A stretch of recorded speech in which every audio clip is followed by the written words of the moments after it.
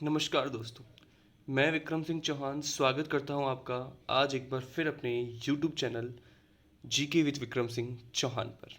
जी हाँ दोस्तों, राजस्थान इतिहास और चौहान वंश को हम स्टडी कर रहे थे और चौहान वंश में हमारा एक चौहान वंश रणथंभौर के चौहान कंप्लीट हो चुका था। आज हम जिस चौहान वंश की बात करेंगे वह है जालोर के चौहान, जिसमें हम पढ़ेंगे कान्हड़देव चौहान, अलाउद्दीन खिलजी, दोनों के मध्य संधि, दोनों के मध्य संघर्ष।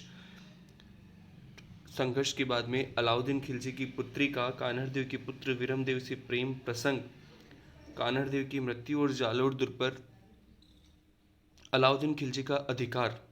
ठीक है, इन सभी से पहले हम ये जानेंगे कि जालोर की चौहान वंश की स्थापना किसने की, प्रारंभिक शासक कौन था, जालोर पर प्रारंभिक यानी कि पहले कौन सा वंश शासन कर रहा था, जालोर का नाम जालोर कैसे हुआ।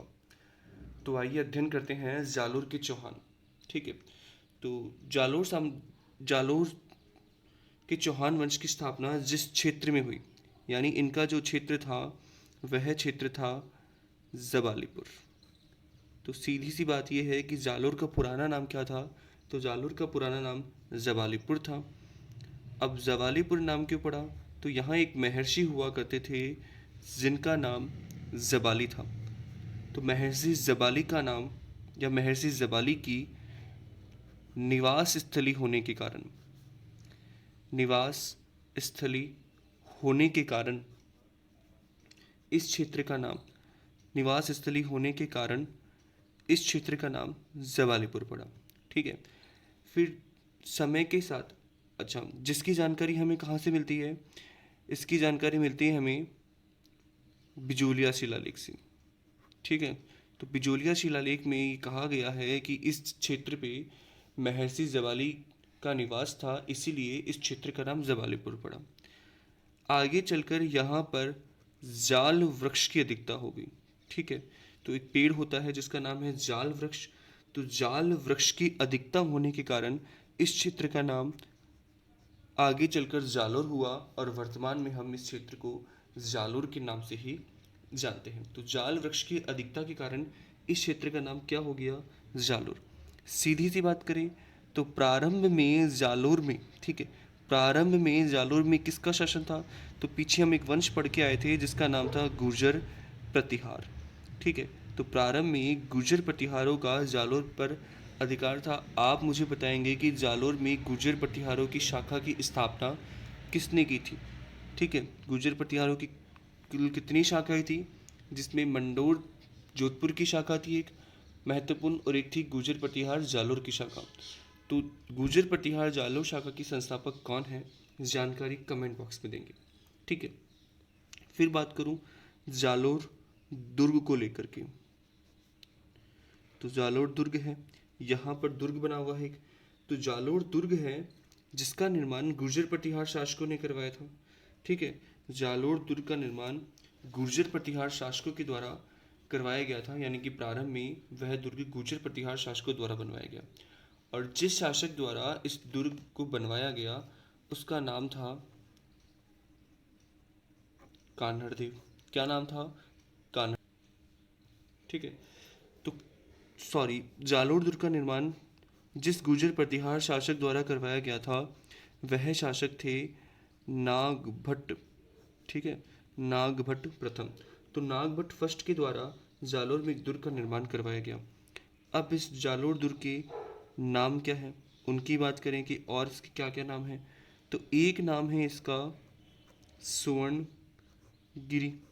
ठीक है, स्वर्णगिरी के नाम से जाना जाता है। आपको याद रखना है, स्वर्णगिरी जिसे कहते हैं वह दुर्ग है जैसलमेर का। ठीक है, दोनों में अंतर क्या है, वह स्वर्णगिरी है और इसका नाम है सुवर्णगिरी। दूसरा नाम है इसका सोनगढ़। नेक्स्ट नाम है इसका कांचनगिरी। एक नाम और है जो सोनगढ़ से ही है और वह नाम है सोनगिरी।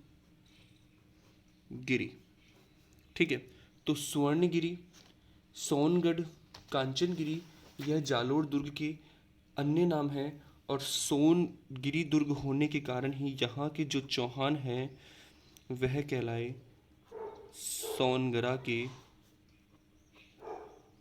चौहान। ठीक है, यहाँ के चौहान क्या कहलाए? सोनगरा के चौहान कहलाए। तो आपको ध्यान रखना है, यहाँ के चौहान सोनगरा के चौहान कहलाए, क्योंकि यहाँ जो दुर्ग है उसका नाम भी क्या है? सोनगढ़ या सोनगिरी। अब बात करें हम जालोर शाखा की। जालोर में चौहान शाखा का संस्थापक। तो जालोर के चौहानों का जो संस्थापक था उसका नाम था कीर्तिपाल।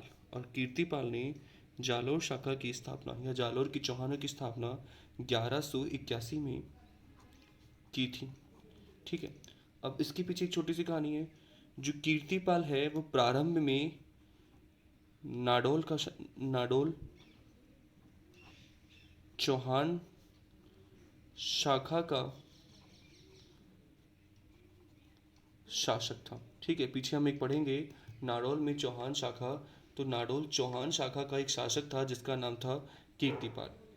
कीर्तिपाल के द्वारा अपने समकालीन कीर्तिपाल के द्वारा अपने समकालीन यानी कि उनके समय के चित्तौड़ के एक शासक थे जिनका नाम था सामंत सिंह। सामंत सिंह पर आक्रमण कर इन्हें पराजित किया गया। ठीक है, तो यह कीर्तिपाल नाडोल से निकले, अपने समकालीन शासक चित्तौड़ शासक सामंत सिंह पर आक्रमण किया और यह पराजित हुए। किंतु सामंत सिंह का जो सेनापति था उसका नाम था कुमार सिंह। ठीक है, सामंत सिंह के सेनापति का नाम क्या था? कुमार सिंह। कुमार सिंह ने कीर्तिपाल को पराजित किया। अब कीर्तिपाल को पराजित किया तो इन्हें नाडोल छोड़ना पड़ा और नाडोल छोड़कर के कीर्तिपाल जिस स्थान पे गए वह स्थान था जालोर। और इस तरह से जालोर शाखा जो चौहानों की शाखा थी, जालोर में चौहानों की शाखा का स्थापना का श्रेय जिसे जाता है वह कीर्तिपाल चौहान। तो यहाँ पर हमने देखा कि किस तरह से कीर्तिपाल ने जालोर में चौहान शाखा की स्थापना की थी। ठीक है, अब बात चलेगी किसकी? कीर्तिपाल की। तो कीर्तिपाल ने आपने देख लिया कि 1181 में इन्होंने जालोर में चौहान शाखा की स्थापना कर दी। कीर्तिपाल को एक इतिहासकार है जिनका नाम है मुहनोत नैन्सी। इंपॉर्टेंट है और एग्जाम में पूछा भी जाता है मुहनोत नैन्सी। मुहनोत नैन्सी इतिहासकार है और ये जिस व्यक्ति के दरबारी विद्वान हैं उनका नाम है जसवंत सिंह। ठीक है, मारवाड़ के शासक हैं, मारवाड़ के शासक रहेंगे जसवंत सिंह। तो जसवंत सिंह के दरबारी विद्वान थे मुहनोत नैन्सी। दोनों में समय का बहुत अंतर है, कीर्तिपाल में और जसवंत सिंह में।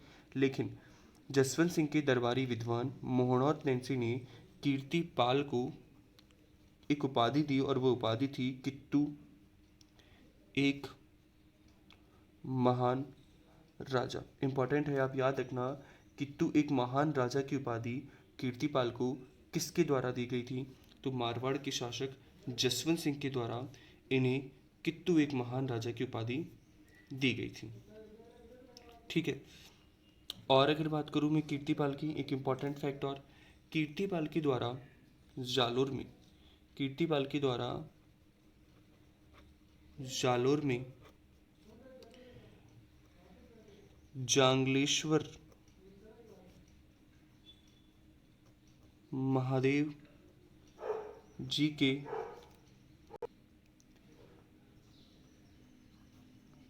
मंदिर का निर्माण, ठीक है, मंदिर का निर्माण किया गया। तो जालोर में एक मंदिर है जिसका नाम है जांगलेश्वर महादेव जी का मंदिर। और इस जांगलेश्वर महादेव जी के मंदिर का निर्माण जालोर में जिसने किया उसका नाम था कीर्तिपाल। ठीक है, तो ये कीर्तिपाल के बारे में बात थी। और अगर मैं बात करूं तो मुहनोत नैन्सी जसवंत सिंह के दरबारी विद्वान थे। कित्तू एक महान राजा की उपाधि दी थी मुहनोत नैन्सी ने किसको? कीर्तिपाल को दी थी। ठीक है, मुहनोत नैन्सी के बारे में एक छोटी सी बात, इन्हें राजस्थान का अबुल फजल कहा जाता है। ठीक है, या इन्हीं राजस्थान का अबुल फजल कहा जाता है। और पहली बार अबुल फजल जिसने कहा था उस व्यक्ति का नाम था मुंशी देवी प्रसाद। ठीक है, तो मुंशी देवी प्रसाद के द्वारा मोहनोत नैन्सी को राजस्थान का, ठीक है, तो मुंशी देवी प्रसाद के द्वारा मोहनोत नैन्सी को राजस्थान के अब्बुल फजल कहा गया, इसकी उपाधि दी गई थी। अब इसके बाद हम बात करते हैं कीर्तिपाल के बाद में जालोर में कौन शासक बने, और फिर हम हमारे महत्वपूर्ण शासक कान्हड़ देव के ऊपर आएंगे कि कान्हड़ देव और दिल्ली के समकालीन शासक अलाउद्दीन खिलजी के साथ कान्हड़ देव के संघर्ष के कारण पर। तो अब हम बात करते हैं कीर्तिपाल के बाद जालोर के शासक। कीर्तिपाल के बाद में जालोर का जो शासक बनता है वह कीर्तिपाल का उत्तराधिकारी है जिसका नाम है समर सिंह। ठीक है, तो कीर्तिपाल के बाद में जालोर में चौहान शाखा का जो शासक हुआ उसका नाम था समर सिंह। समर सिंह की समय की सबसे महत्वपूर्ण बात यह है कि समर सिंह के समय गुजरात का चालुक्य शासक भीम देव सेकंड था।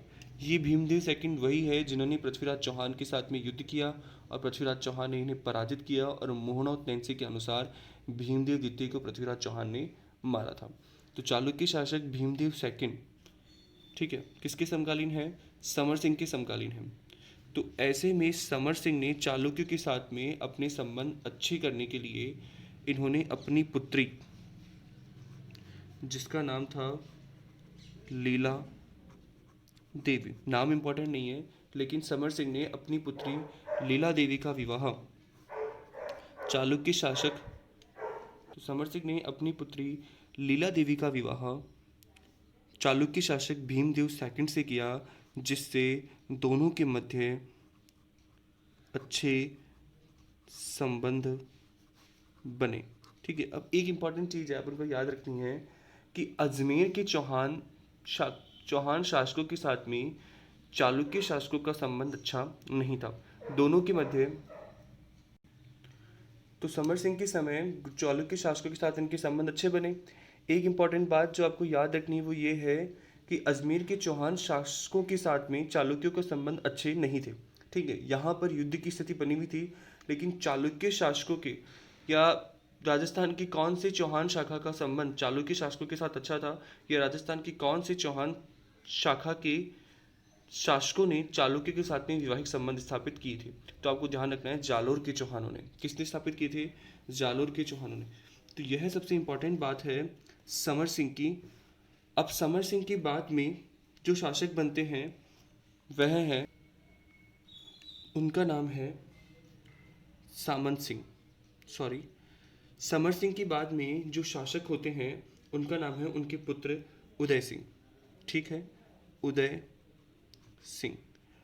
उदय सिंह जालोर में जालोर चौहानों के एक महत्वपूर्ण शासक थे और इनका समय था 1205 से लेकर के 1257।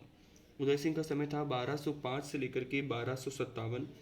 ठीक है, इनके समय जालोर के चौहानों की शक्ति में वृद्धि होती है। ठीक है, जालोर के चौहानों की शक्ति में वृद्धि होती है, क्योंकि इससे पहले हम देख चुके हैं कि अजमेर सपादलक्ष के चौहानों का पतन हो चुका है और रणथंभौर शाखा की स्थापना हो चुकी होती है। तो ऐसे में जो चौहान शाखा, जो चौहानों का नेतृत्व आता है वह जालोर के चौहान उदय सिंह के पास में आता है। तो उदय सिंह सोनगरा के समय, ठीक है, उदय सिंह के समय 1228 में, तो इनके समकालीन जो दिल्ली का सुल्तान था उसका नाम था इल्तुतमिश। तो उदय सिंह के समय 1228 में इल्तुतमिश ने जालोर पर आक्रमण किया। ठीक है, इल्तुतमिश ने जालोर पर आक्रमण किया। ठीक है, जालोर दुर्ग का घेरा डाला और उदय सिंह सोनगरा ने सुल्तान इल्तुतमिश के साथ, उदय सिंह सोनगरा और सुल्तान इल्तुतमिश के मध्य युद्ध हुआ, और इस युद्ध में दोनों के मध्य जो युद्ध हुआ, इस युद्ध में उदय सिंह की पराजय हो गई। ठीक है, किसकी पराजय हुई? उदय सिंह। लेकिन ये जो उदय सिंह की पराजय बताई गई है वो सिर्फ बताई गई है फारसी ग्रंथों में। ठीक है, फारसी ग्रंथों में बताया गया है कि उदय सिंह इल्तुतमिश से लड़ते हुए पराजित हो गए और इन्होंने इल्तुतमिश की अधीनता स्वीकार कर ली। किसकी अधीनता स्वीकार कर ली? इल्तुतमिश की अधीनता स्वीकार कर ली। और इस अधीनता स्वीकार में इल्तुतमिश को उदय सिंह ने 100 ऊँट, 20 घोड़े उपहार में दिए। ठीक है, तो दोनों के मध्य युद्ध हुआ 1228 में। इस बात की जानकारी सिर्फ और सिर्फ फारसी ग्रंथों में अंदर मिलती है। और पराजित हो गए उदय सिंह लड़ते हुए किससे? इल्तुतमिश से। और इस पराजय के बाद में दोनों में संधि होती है और 100 ऊँट और 20 घोड़े उपहार में देते हैं। लेकिन कुछ इतिहासकारों का इन दोनों के मध्य हुए युद्धों को नहीं मानते हैं। जबकि एक पुस्तक जिसका नाम है कान्हड़ दे प्रबंध, एक पुस्तक जिसका नाम कान्हड़ दे प्रबंध है, कान्हड़ दे प्रबंध के अनुसार 1254 में दिल्ली के सुल्तान नासिरुद्दीन ने नासिरुद्दीन का जालोर पर दिल्ली के सुल्तान नासिरुद्दीन का जालोर पर आक्रमण हुआ। और इस आक्रमण में और इस आक्रमण को असफल कर दिया असफल कर दिया उदय सिंह ने। ठीक है, तो जो भी आक्रमण किया गया था नासिरुद्दीन मोहम्मद दिल्ली के सुल्तान के द्वारा, इस आक्रमण को असफल कर दिया गया। किसके द्वारा? उदय सिंह। अब उदय सिंह के बाद में जो जालोर चौहान शाखा का शासक बनता है उसका नाम है चाचिंग देव। ठीक है, इंपॉर्टेंट नहीं है, यहाँ पर आपको सिर्फ इल्तुतमिश और उदय सिंह की युद्ध की बात करनी है। और कान्हड़ देव प्रबंध के अनुसार नासिरुद्दीन और उदय सिंह के मध्य हुई आक्रमण की बात याद रखनी है, जिसमें उदय सिंह ने इस आक्रमण को क्या कर दिया? असफल। उसके बाद चाचिंग देव जालोर के चौहानों की शाखा के शासक बने। तो चाचिंग देव ने अपने राज्य की सीमा का विस्तार किया। ठीक है, राज्य की सीमा का विस्तार किया। और इसके समकालीन शासक नासिरुद्दीन महमूद तथा बलबन थे। ठीक है, एक जो पीछे चला गया। इसके समकालीन दिल्ली के जो सुल्तान थे उसमें नासिरुद्दीन महमूद और बलबन थे। तो इन दोनों से ही इन्होंने जालोर की रक्षा की। और इन दोनों का ही आक्रमण चाचिंग देव या गुजरात पर नहीं हुआ था। ठीक है, चाचिंग देव के बाद में जो जालोर के शासक बनेंगे उनका नाम है सामंत सिंह। ठीक है, चाचिंग देव के बाद में गुजरात की जो शासक बनेंगे उनका नाम है सामंत सिंह। और सामंत सिंह की सत्ता रहती है 1282 से लेकर के 1305 तक। ठीक है, 1282 से 1305 तक सामंत सिंह शासक बनेंगे। ठीक है, और सामंत सिंह के समय जो दिल्ली का सुल्तान रहता है वह रहता है अलाउद्दीन खिलजी।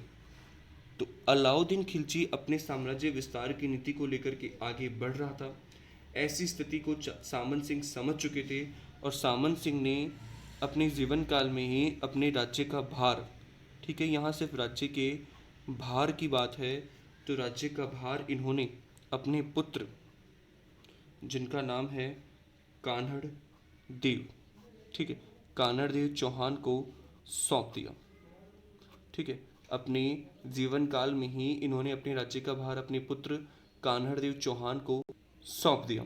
तो अब जालोर की शक्ति जिसके हाथ में आएगी वह व्यक्ति होगा कान्हड़ देव। और कान्हड़ देव जब शासक बनता है या कान्हड़ देव गद्दी बैठते हैं वह समय होता है 1205 से लेकर के 1311 तक। तो कान्हड़ देव के बारे में हम देखेंगे नेक्स्ट वीडियो में। इससे पहले मैं आप छोटा सा रिवीजन कर दें कि आज हमने जालोर चौहानों के बारे में क्या क्या जाना। ठीक है, तो जालोर के चौहान क्षेत्र का नाम जबालीपुर है। क्यों पड़ा?